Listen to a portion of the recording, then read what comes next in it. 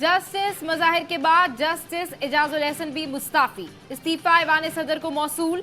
Justice Ejaz ने अपने इस्तीफे में लिखा, लाहौर हाई कोर्ट का जज, चीफ जस्टिस और सुप्रीम कोर्ट का जज रहने का एजाज हासिल रहा।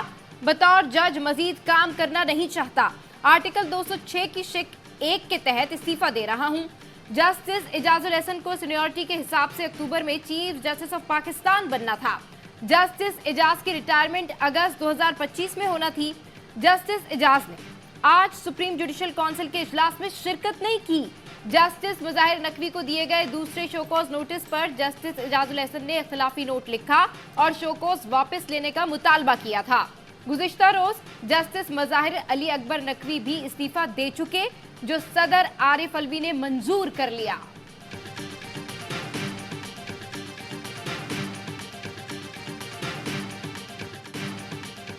सुप्रीम जुडिशल काउंसिल का मज़ाहिर अली अकबर नकवी के खिलाफ कार्रवाई खत्म न करने का फैसला। इस्तीफे के बावजूद हक के दिफा भी दे दिया गया। कहा, कल खुद या वकील के जरिए पेश हो सकते हैं। चीफ जस्टिस ने रिमार्क्स दिए, ये नहीं हो सकता कोई जज इदारे की साख तबाह करे, इस्तीफे दे और हम कार्रवाई न करें। पूरा पाकिस्तान हमारी तरफ देख रहा है। शिकायतें असली थी या नहीं, कोई तो फाइंडिंग देनी है। कोई जज सुप्रीम कोर्ट की साख तबाह करे, इस्तीफा दे तो क्या उससे हमें खतरा नहीं होगा? अपनी तबाह साख की सर्जरी कैसे करेंगे? इस्तीफा काउंसिल की कार्रवाई के आगाज में नहीं, शो कॉज जारी करने के बाद दिया गया। मुमकिन है दरखास्तें गलत हों और जज ने दबाव पर इस्तीफा दिया हो।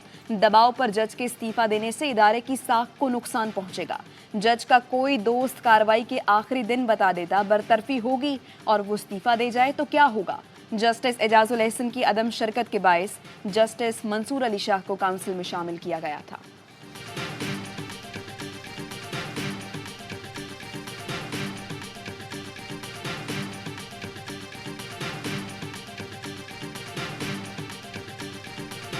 नवाज शरीफ के खिलाफ साजिश करने वाला बेंच अंजाम को पहुंच रहा है। समझते हैं इस्तीफा देंगे तो सब कुछ माफ हो जाएगा? नहीं माफ होगा। एहतसाब आज से शुरू होगा। नवाज शरीफ को सजा देने वाला बेंच अंजाम को पहुंच रहा है। नून लीग की तर्जुमान मरियम औरंगजेब का रद्द-ए-अमल। कहा, महंगाई और बेरोजगारी के जिम्मेदार मज़ाहिर नकवी और एजाजुल एहसन है। क्या इस्तीफा देने से दामन पर लगे दाग धुल जाएंगे? मज़ाहिर नकवी ने गलत नहीं किया तो इस्तीफा क्यों दे दिया? क्या इस्तीफों से अवाम भूल जाएंगे, मुआफ कर देंगे? एहतसाब तो अब शुरू होगा।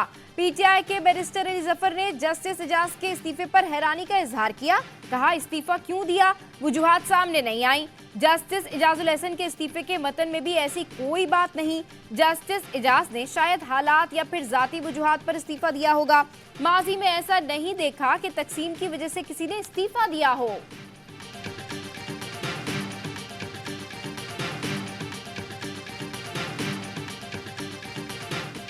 पीटीआई को बल्ले की वापसी का फैसला सुप्रीम कोर्ट में चैलेंज। पेशावर हाई कोर्ट के फैसले के खिलाफ इलेक्शन कमीशन की सुप्रीम कोर्ट में दरखास्त कल समाअत के लिए मुकर्रर।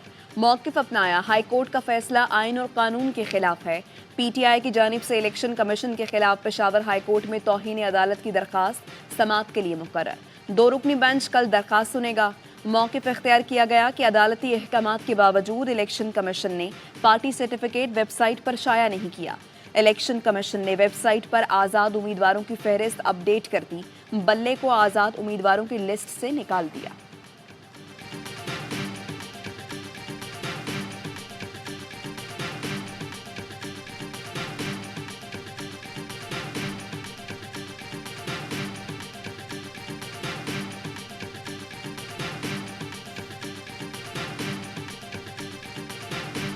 हमारे टिकटों से रिलेटेड मशावरत कंप्लीट हो गई। शाम 9 बजे से पहले या 11 बजे से पहले किसी भी वक्त मैं टिकटों का ऐलान करूंगा। सारे उम्मीदवारान अपने टिकट कल या परसों ताल्लुका रिटर्निंग अफसरान के सामने फाइल करेंगे। आज रात 11 बजे से पहले टिकटों का ऐलान कर दूंगा। चेयरमैन पीटीआई बैरिस्टर गौहर का ऐलान। कहा, बानी तहरीक इंसाफ से मुशावरत मुकम्मल हो चुकी।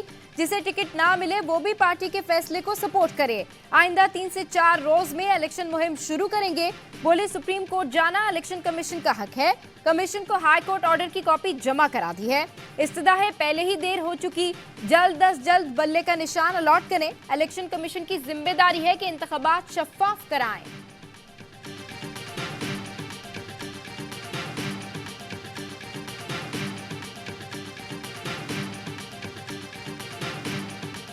कहना आसान है कि बिजली के 300 यूनिट फ्री कर देंगे। 8 फरवरी को तीर पर ठप्पा लगाए, मेरी हुकूमत बनाए, मुफ्त बिजली, तालीम और सेहत दूंगा। बिलावल भुट्टो का फैसलाबाद जलसे में वादा।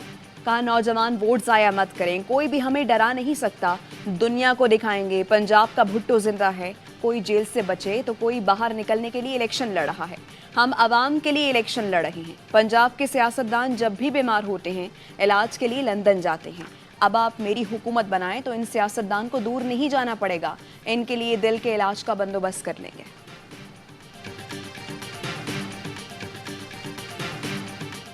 डीप टॉक हमारे मसाइल का हल नहीं, कहना आसान है कि बिजली के 300 यूनिट फ्री कर देंगे, तालीम यूनिवर्सिटी तक फ्री और तनख्वाहें डबल ट्रिपल कर देंगे।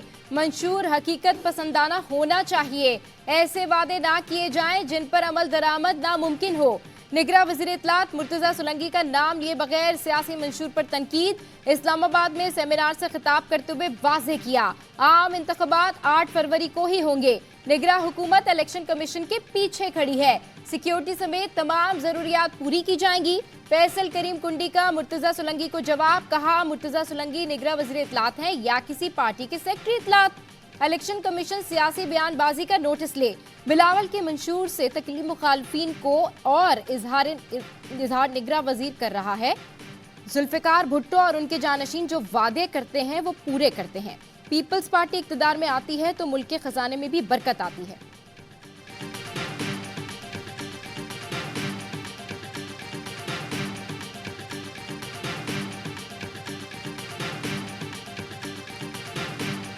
एहसन इकबाल साहब अपने बेटे को एडजस्ट करना चाहते थे। उन्होंने कहा कि जी मैंने हर हाल में अपने बेटे को इलेक्ट करवाना है, और जब उनको कहा गया कि ये अमल दरामद इस पे मुमकिन नहीं है तो फिर उन्होंने कहा ठीक है फिर मैं पार्टी छोड़ देता हूँ, मैं एक एमपी की सीट का फैसला भी नहीं कर सकता तो मैं किस चीज का सेक्रेटरी जनरल वगैरह। ओहदे घर में बांटने हैं तो क्या हम इंडिया चले जाएं? पार्टी टिकट ना मिलने पर दानियाल अजीज ने एहसन इकबाल का भांडा फोड़ दिया। कहा एहसन इकबाल ने 2 टिकट्स ना देने पर क़यादत को पार्टी छोड़ने की धमकी दी। एआवाई से गुफ्तगू करते हुए कहा एहसन इकबाल एमएनए और एमपीए दोनों से इलेक्शन लड़ना चाहते थे, जीत कर एक नशिस्त बेटे को देने का इरादा था। पार्टी ने जब कहा आप एक नशिस्त पर लड़ें तो कहा फिर मैं पार्टी छोड़ देता हूँ। जो बच्चे चलने के काबिल नहीं उनको सियासत में लाकर पार्टी तबाह की जा रही है। महंगाई के खिलाफ आवाज़ बुलंद की थी जिस वजह से टिकट ना मिला। आयशा रजब का भी टिकट ना मिलने पर एहतजाज, आज़ाद हैसियत में इलेक्शन लड़ने का ऐलान कर दिया।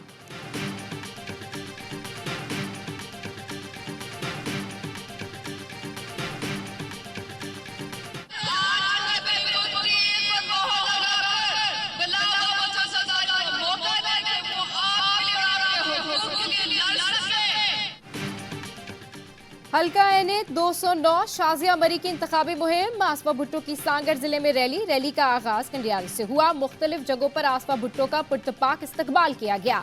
अपने खिताब में कहा 8 फरवरी को तीर पर मोहर लगाकर बिलावल को मौका दें, वो आपके हुकूक के लिए लड़ेंगे। सांगड़ शहर पहुंचने पर भी आसफा ने कारकुनों से खिताब किया, खैर मकदमी नारों का जवाब दिया।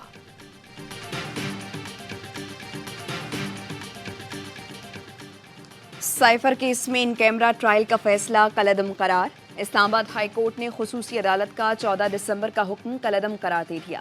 जस्टिस मियां गुल हसन औरंगजेब ने 5 सफ़ात पर मुश्तमिल फैसला जारी कर दिया।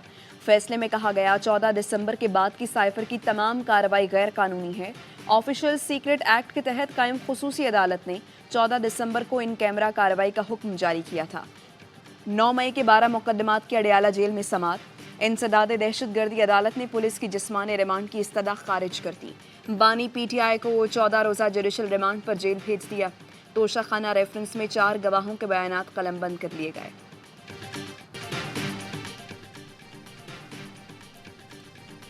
साबिक वज़ीर दिफा ख्वाजा आसिफ फैजाबाद धरना कमीशन के सामने पेश, बयान रिकॉर्ड करा दिया। सोशल मीडिया पर अपने पैगाम में लिखा, मेरी राय है कि कमीशन की कार्रवाई ओपन हो, अवाम को मालूम हो कि मुल्क के साथ 75 साल क्या खिलवाड़ हुआ। वक्त आ गया है कि हम अपने गुनाहों का सामना करके उनका कफारा अदा करें। 2014 में पीटीआई धरना ना कराया जाता, फैजाबाद धरने का इंतजाम ना होता तो 9 मई भी ना होता। रियासत मुखालिफ कुव्वतों की इतनी सरपरस्ती की गई कि आखिर इन कुव्वतों ने रियासत की एहसास चैलेंज कर दी।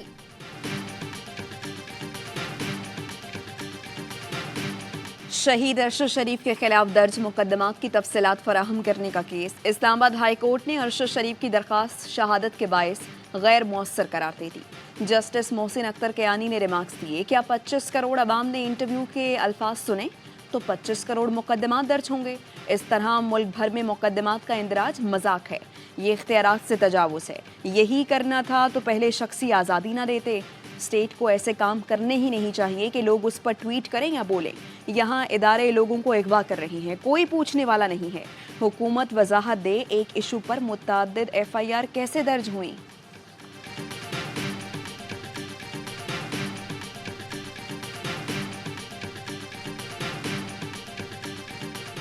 गजा में फलस्तीनियों की नस्लकुशी इसराइल का सोचा समझा मंसूबा है। आलमी अदालत बराए इंसाफ में जनूबी अफ्रीका ने सहूनी मजालिम बेनकाब कर दिए। समाअत के पहले रोज जनूबी अफ्रीका के वफ्द और वकला ने 3 घंटे तक दलाइल दिए। अदालत के सामने इसराइली जारियत के वीडियो सबूत दिखाए गए। वफ्द ने अदालत को बताया कि किस तरह इसराइल मुनज़्ज़म तरीके से फलस्तीनियों का सफाया कर रहा है। हमलों में बच्चों और औरतों की तमीज नहीं की गई। जनूबी अफ्रीका के वजीर इंसाफ ने कहा कि इसराइली फौज गजा में ग़िज़ाई किल्लत को हथियार के तौर पर इस्तेमाल कर रही है। गजा में रोजाना की बुनियाद पर 247 फलस्तीनियों को शहीद किया जा रहा है। आलमी बरादरी ने फलस्तीनियों को नाकाम किया है। बैनुल अक़वामी वकला ने इसराइल के खिलाफ दलाइल को तारीख का हौलनाक तरीन केस करार दे दिया। अमरीका ने आलमी अदालत में इसराइल के खिलाफ केस की मुखालफत कर दी। केस की समाअत कल दोबारा होगी, जिसमें इसराइली वकला अपने दलाइल पेश करेंगे।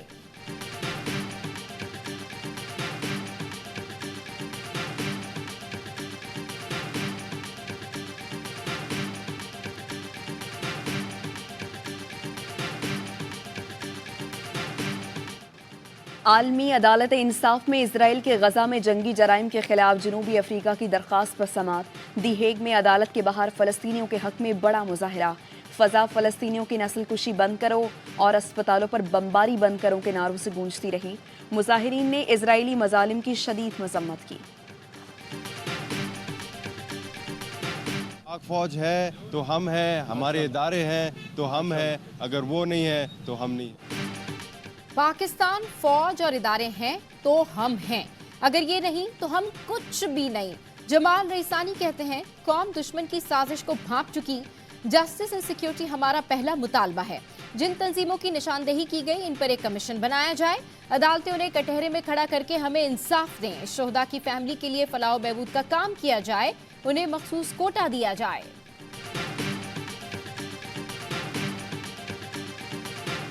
बुज़दिल दहशतगर्द छुप छुप कर हमला करते हैं। अगर गैरत और हया है तो सामने आकर लड़ें। दहशतगर्दों को पूरी कुव्वत से जवाब दिया जाएगा। निगरान वज़ीर आज़म अनवारुल हक काकड़ का पेशावर में पुलिस से खिताब। कहा, ये गिरे हुए लोग हैं जिन्होंने इस शहर में बच्चों को कत्ल किया। ये दीन के नाम पर लोगों को डराते हैं। अलल ऐलान कहता हूँ, 10 हमले करोगे तो 1000 बार जवाब देंगे। जब तक आखिरी सांस है इसी तरह की बातें करेंगे।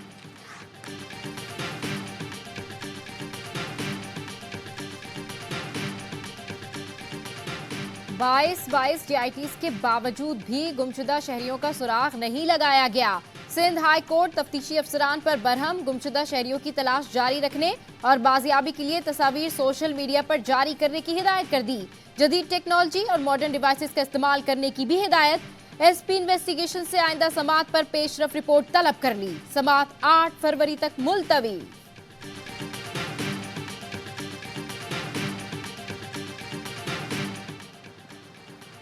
पाकिस्तान कलअदम TTP से बातचीत में कोई दिलचस्पी नहीं रखता। अफगान हुकाम से हमारे मुतालबात वही पुराने हैं। अफगानिस्तान के साथ मसाइल मुज़ाकरात से हल करना चाहते हैं। तर्जुमान दफ्तर खारिजा की हफ्तावार ब्रीफिंग। कहा, मौलाना फजलुर रहमान अपनी मर्जी से अफगानिस्तान गए, वो हुकूमत की तर्जुमानी नहीं कर रहे। मौलाना को ब्रीफिंग उनकी दरख्वास्त पर दी गई। मुमताज़ जहरा बलोच ने मजीद कहा, पाकिस्तान ने अमरीका से खुसूसी तशवीश वाले ममालिक में शमूलियत पर तहफ़्फ़ुज़ात का इजहार किया है।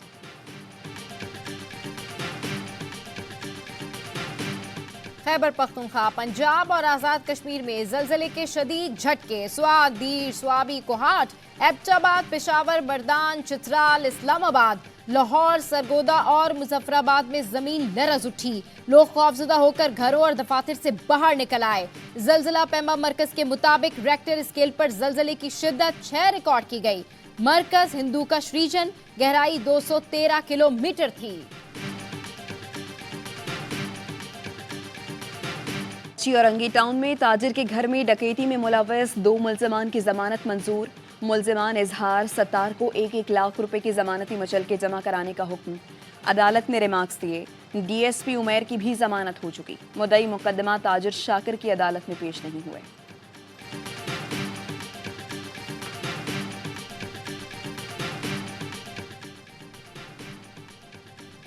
निगरान वज़ीर-ए-आला पंजाब मोहसिन नकवी की ज़ेर सदारत सूबाई काबीना का इजलास। नौजवानों को रोजगार के लिए कनाडा भिजवाने के लिए Pakistan western Canada trade association और हुकूमत पंजाब के दरमियान MOU पर दस्तखत करने की मंजूरी दे दी।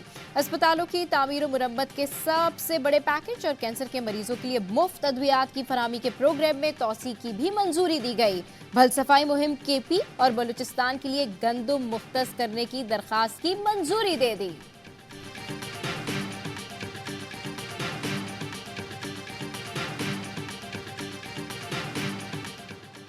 मुल्क भर में साल की पहली कौमी इंसदादे पोलियो मुहिम का चौथा दिन। 4.5 करोड़ से जायद बच्चों को पोलियो से बचाव के कतरे पिलाने का हदफ। पोलियो वर्कर्स घर घर जाकर बच्चों को इंसदादे पोलियो के कतरे पिलाने में मसरूफ। पाक न्यूजीलैंड T20 सीरीज की ट्रॉफी की रोनमाई ग्रीन शर्ट्स और ब्लैक कैप्स के दरमियान पहला मैच कल ऑकलैंड में खेला जाएगा। कप्तान कौमी टीम शाहीन शाह अफरीदी कहते हैं वर्ल्ड कप से कबल तमाम सीरीज अहम है। नहीं लगता कि बाबर आजम की फॉर्म खराब है। कीवी का केन विलियमसन बोले पाकिस्तान टीम व्हाइट बॉल में किसी के लिए भी खतरा बन सकती है। बाबर आजम बेहतरीन खिलाड़ी हैं, उम्मीद है सीरीज में तगड़ा मुकाबला होगा।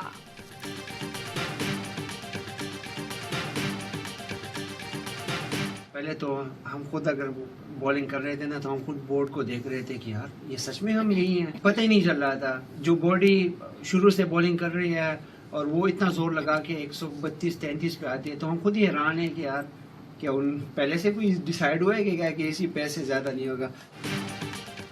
शाहीन आफरीदी ने ऑस्ट्रेलिया की स्पीड गन पर सवाल उठा दिए। कहा पूरी जान से बॉलिंग कराई लेकिन लगता है तय कर रखा था कि हमारी बॉलिंग स्पीड 130 से 32 ही दिखानी है। समझ नहीं आया रफ्तार क्यों कम दिखा दी। इंसान हूँ मशीन नहीं, कोशिश है खुद को मजीद फिट करूँ। टीम डायरेक्टर मोहम्मद हफीज भी ऑस्ट्रेलिया में अंपायरिंग और टेक्नोलॉजी पर तहफ्फुजात का इजहार कर चुके हैं।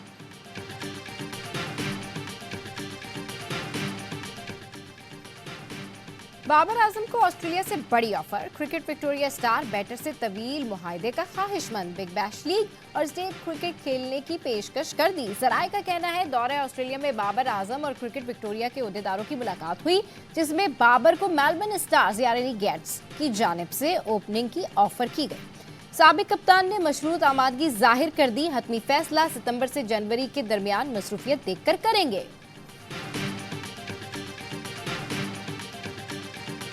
नोवाक जोकोविच ने क्रिकेट बैट और स्टेव स्मिथ ने टेनिस रैकेट थाम लिया। ऑस्ट्रेलियाई क्रिकेटर्स ने टेनिस में महारत दिखाकर रिकॉर्ड 24 ग्रैंड स्लैम जीतने वाले जोकोविच को हैरान कर दिया।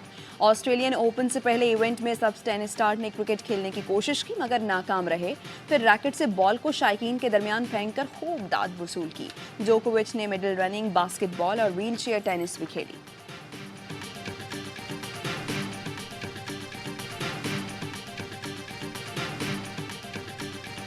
वियतनाम में तेज रफ्तार डंपर ने तबाही मचा दी। मोटरसाइकिल सवार को बचाने की कोशिश में बेकाबू होकर ब्यूटी सैलून में जा घुसा। कॉलर में खवातीन को रोन डाला। हादसे में राइडर हलाक। 3 खवातीन को शदीद चोटें आईं। पुलिस ने ड्राइवर को गिरफ्तार कर लिया। मारूफ शायर और अफसाना निगार इब्ने इंशा को दुनिया से रुखसत हुए आज 46 बरस बीत गए मगर उनके अफसाने और शायरी आज भी सुनने वालों को अपने सहर में जकड़ लेते हैं।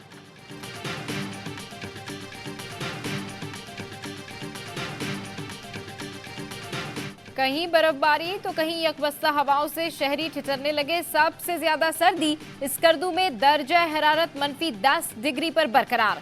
बलूचिस्तान के शुमारी इलाकों में बर्फबारी का सिलसिला जारी। कल्लात में दर्जा हरारत नुक्ता अंजुमा से 6 डिग्री नीचे आ गया। कोयटा में दर्जा हरारत -3 रिकॉर्ड। कराची में भी मौसम सर्द। कम से कम दर्जा हरारत 10 डिग्री सेंटीग्रेड रिकॉर्ड किया गया।